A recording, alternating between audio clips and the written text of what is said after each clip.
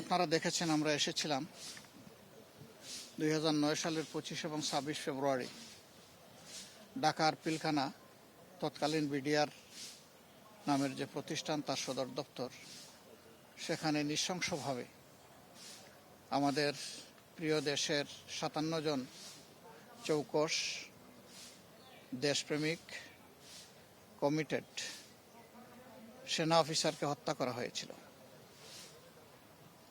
যাদেরকে হত্যা করা হয়েছে, মহান মাহবুদের দরবারে দোয়া করি আল্লাহ তাদেরকে ক্ষমা করুন এবং তাদেরকে শহীদ হিসাবে কবুল করুন। এই দিনটি ছিল জাতির বিরুদ্ধে একটা গভীর ষড়যন্ত্রের দিন এবং যাদেরকে এখানে হত্যা করা হয়েছে আগে থেকে পরিকল্পিতভাবেই তাদেরকে এখানে পোস্টিং দেওয়া হয়েছিল। কাউকে মাত্র 1 মাস আগে, কাউকে 3 মাস আগে, এভাবে পরিকল্পনা করে বিভিন্ন লোকদেরকে এখানে নিয়ে আসা হয়েছে। কারাই হত্যাকাণ্ড ঘটালো, জাতির সামনে এখনো পুরা খুলাসা হলো না বিষয়টা। তখন 2টা তদন্ত কমিশন গঠন হয়েছিল, একটা সেনাবাহিনীর পক্ষ থেকে আর একটা তখনকার ফ্যাসিস্ট সরকারের পক্ষ থেকে। 2টা তদন্তের কোনো রিপোর্টই জনগণ জানতে পারল না এবং সেটা আলোর মুখ দেখল না। কেন দেখল না? যদি ওই তদন্তের রিপোর্ট সামনে আসতো জাতির সামনে, তাহলে হয়তো অনেক সত্য পরিষ্কার হয়ে যেত। নিশ্চয়ই তখন যারা ক্ষমতাসীন ছিলেন এর সাথে তাদের গভীর সম্পর্ক ছিল এই হত্যাকাণ্ডের সাথে, যার কারণে তারা চাননি যে এই রিপোর্টগুলো প্রকাশ পাক। এমনকি তখন 2টা নোংরা ঘটনা ঘটেছে, আপনারা দেখেছেন। একটা হলো বিরোধী দলকে টার্গেট করে তখনকার বিরোধী দলীয় নেত্রীর ব্যাপারে অনেক আজে বাজে কথা বলা হয়েছিল।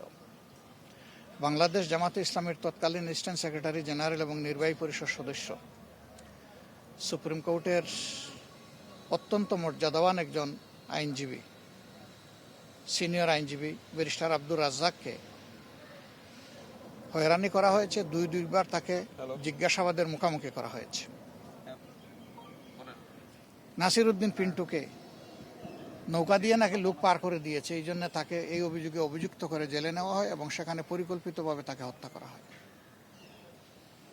তৎকালীন বাণিজ্যমন্ত্রী ফারুক খান ঘটনা ঘটার সাথে সাথেই মিডিয়ায় তিনি বক্তব্য দেওয়া শুরু করলেন যে এই ঘটনা জামাত শিবির ঘটিয়েছে। এত বড় একটা ঘটনা, তার মামুলি কোনো তদন্ত হলো না, তিনি একটা দলকে দায়ী করে বক্তব্য দেওয়া শুরু করলেন। এই সবগুলাই ছিল গভীর ষড়যন্ত্রের অংশ।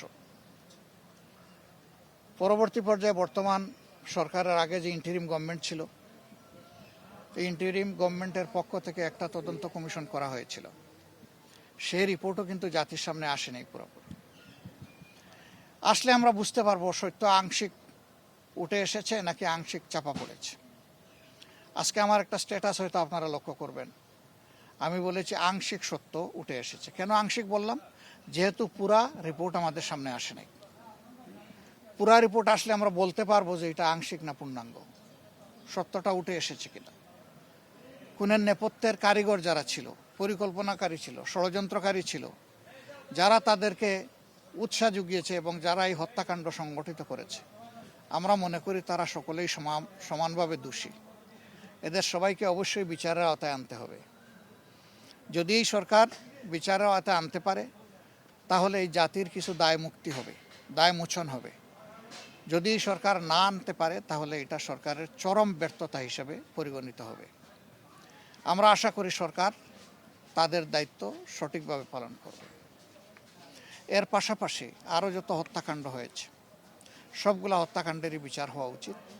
ওই সময় ঠান্ডা মাথায় পরিকল্পিতভাবে যে হত্যাকাণ্ডগুলো ঘটানো হয়েছে, ফাঁসির নামেই হোক আর যে নামে হোক, সেগুলোরও বিচার হওয়া উচিত। সর্বশেষ উসমান হাদি, সে দেশের পক্ষে একটা শক্ত ভয়েস ছিল। 2টা জিনিস সে কোনোভাবেই মেনে নিতে পারত না, একটি আধিপত্যবাদ আর একটি হচ্ছে বৈষম্য। এই 2টির বিরুদ্ধে তার অবস্থান ছিল স্পষ্ট। এই জন্য তাকে খুন করা হয়েছে পরিকল্পিতভাবে, স্পষ্ট দিবালুকে গুলি করে রাজপথে, কোনো চূড়া গলিতে নয়, অন্ধকার গলিতে নয়, রাতের বেলা নয়। কিন্তু আজ পর্যন্ত হাদি হত্যাকাণ্ডের পুরো রহস্য জাতি জানতে পারল না। আমরা চাই যদি এই বিচারগুলো হয় তাহলে আগামীতে এ ধরনের অপকর্ম করার দুঃসাহস আর কেউ দেখাবে না। আপনারা নিশ্চয়ই জানেন আমাদের মহান মুক্তিযুদ্ধের সময় এত সেনা অফিসার মারা যান। 2টা বিশ্বযুদ্ধ হয়েছে, একদিনে কোথাও এত সেনা অফিসারকে খুন করা হয়নি। এটা ছিল দুনিয়ায় আনপ্রেসিডেন্টেড। এর আগে এই ধরনের আর কোনো উদাহরণ নাই।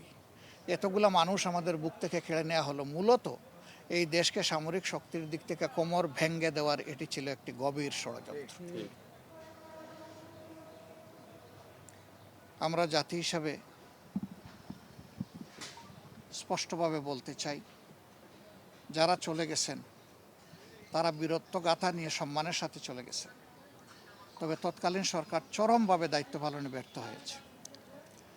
আমি ব্যর্থতা বলবো না, বরঞ্চ এটা ছিল পরিকল্পিত ষড়যন্ত্রের একটা অধ্যায়। কর্নেল গুলজার যখন হেডকোয়ার্টারকে বারবার ফোন করে বলছিলেন, স্যার এখনও তারা বিক্ষিপ্ত, কিছু একটা করেন, আমাদেরকে উদ্ধার করেন, আমাদের জীবন বাঁচান, কেউ তাদের জীবন বাঁচাতে এগিয়ে যায়নি। কেন গেলেন না? তৎকালীন সেনাপ্রধানের দায় তিনি কিভাবে অস্বীকার করবেন? প্রধানমন্ত্রী তার দায় কিভাবে অস্বীকার করবেন? স্বরাষ্ট্রমন্ত্রী তার দায় কিভাবে অস্বীকার করবেন? এরা সবাই দোষী। এরা কেউ নিজেকে নির্দোষ প্রমাণ করতে পারবেন না, দাবিও করতে পারবেন না। আমরা চাই লাতাপাতা নয়, যারা শাখা প্রশাখা আছে তারা না, মূল গাছগুলাই যেন চিহ্নিত হয় এবং মূল গাছগুলার জন্য বিচার সঠিকভাবে হয়। জানি না বিচার হবে কিনা। আমাদের প্রত্যাশা ছিল এই দেশ সেবার সুযোগ আমরা পেলে কোনো আপোষ করব না, এই ব্যাপারে আমরা ঠিক বিচার করব। আমরা ন্যায় বিচারের সংস্কৃতি চালু করতে চাই, তবে প্রতিহিংসার কোনো রাজনীতি আমরা চালু করতে চাই না। প্রতিহিংসার ন্যায় বিচার ভিন্ন ভিন্ন জিনিস। প্রতিহিংসা পরায়ণ হয়ে বিচারের নামে যা করা হয় তা ঠান্ডা মাথার হত্যাকাণ্ড হয় অথবা শাস্তি দেওয়া হয়। আমরা ওটা চাই না। আমরা চাই ন্যায় বিচারটাই নিশ্চিত হোক, কেউ নির্দোষ হলে নির্দোষ হয়ে যাবে বিচারের মাধ্যমে, আর যারা সত্যিকারের দোষী তারা যেন তাদের পাওনাটা পায়, তাদের শাস্তিটা পায়।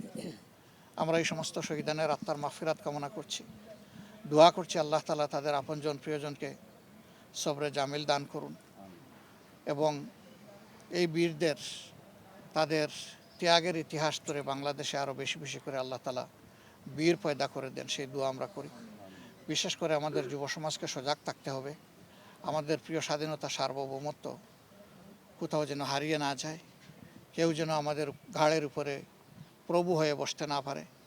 আমাদের বন্ধু থাকবে সর্বত্র, প্রভু মানব শুধু একজনকে, তিনি হচ্ছেন আল্লাহ রাব্বুল আলামিন, আর কাউকে আমরা প্রভু মানব না। আল্লাহ তাআলা আমাদের দেশের উপর শান্তি নাজিল করুন, তার রহমত নাজিল করুন। এদেশের স্বাধীনতা এবং সার্বভৌমত্বকে আল্লাহ তাআলা সংরক্ষণ করার ব্যবস্থা করে দিন। আপনাদের সবাইকে ধন্যবাদ।